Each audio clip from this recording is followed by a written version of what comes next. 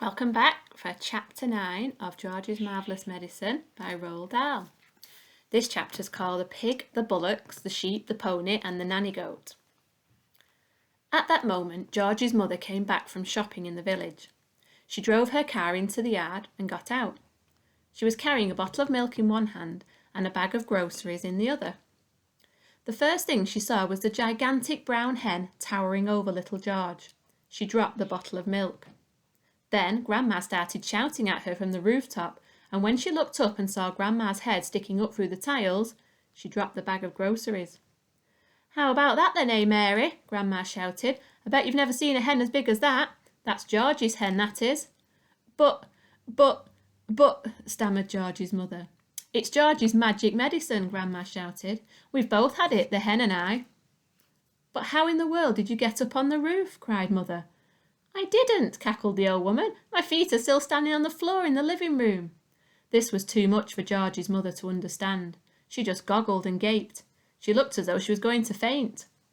A second later, George's father appeared. His name was Mr. Cranky. Mr. Cranky was a small man with bandy legs and a huge head. He was a kind father to George, but he was not an easy person to live with because even the smallest thing got him all worked up and excited. The hen standing in the yard was certainly not a small thing, and when Mr. Cranky saw it, he started jumping about as though something was burning his feet. "Great heavens!" he cried, waving his arms. "What's this? What's happened? Where did it come from? It's a giant hen. Who did it?" "I did," George said. "Look at me!" Grandma shouted from the rooftop. "Never mind the hen. What about me?" Mr. Cranky looked up and saw Grandma. "Shut up, Grandma," he said. It didn't seem to surprise him that the old girl was sticking up through the roof. It was the hen that excited him. He'd never seen anything like it, but then who had? "It's fantastic," Mr. Cranky shouted, dancing round and round. "It's colossal, it's gigantic, it's tremendous, it's a miracle. How did you do it, George?" George started telling his father about the magic medicine. While he was doing this, the big brown hen sat down in the middle of the yard and went cluck, cluck, cluck, cluck, cluck. Cluck, cluck, cluck, cluck. Everyone stared at it. When it stood up again, there was a brown egg lying there. The egg was the size of a football. "That egg would make scrambled eggs for 20 people, Mrs. Cranky said. "George," Mr. Cranky shouted, "how much of this medicine have you got?" "Lots," George said. "There's a big saucepan full in the kitchen, and this bottle here's nearly full." "Come with me," Mr. Cranky yelled, grabbing George by the arm. "Bring the medicine. For years and years I've been trying to breed bigger and bigger animals. Bigger bulls for beef, bigger pigs for pork, bigger sheep for mutton." They went to the pigsty first. George gave a spoonful of medicine to the pig. The pig blew smoke from its nose and jumped about all over the place. Then it grew and grew, and in the end it looked like this.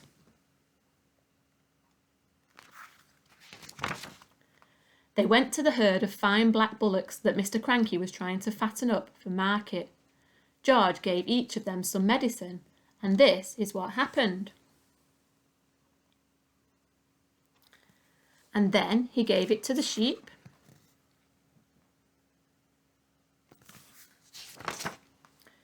Then he gave some to his grey pony, Jack Frost, and finally, just for fun, he gave some to Alma, the nanny goat.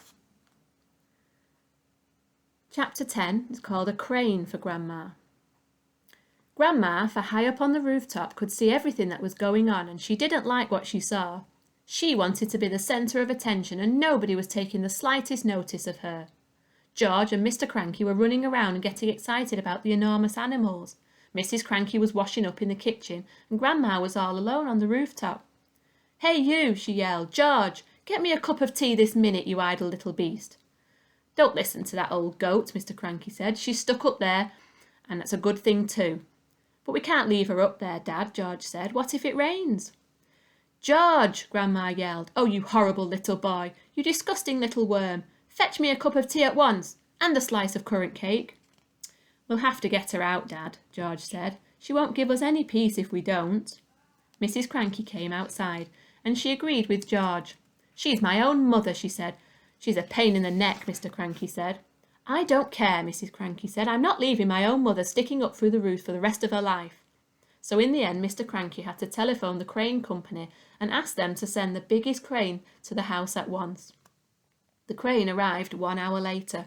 It was on wheels and there were 2 men inside it. The crane men climbed up onto the roof and put ropes under Grandma's arms. Then she was lifted right up through the roof. In a way, the medicine had done Grandma good. It had not made her any less grumpy or bad-tempered, but it did seem to cure her of all her aches and pains, and she was suddenly as frisky as a ferret. As soon as the crane had lowered her to the ground, she ran over to Georgie's huge pony, Jack Frost, and jumped on its back. This ancient old hag, who was now as tall as a house, then galloped around the farm on the gigantic pony, jumping over trees and sheds and shouting, "Out of my way! Clear the decks! Stand back, all you miserable midgets, or I'll trample you to death," and other silly things like that. But because Grandma was now much too tall to get back in the house, she had to sleep that night in the hay barn with the mice and the rats. Join me next time for Chapter 11.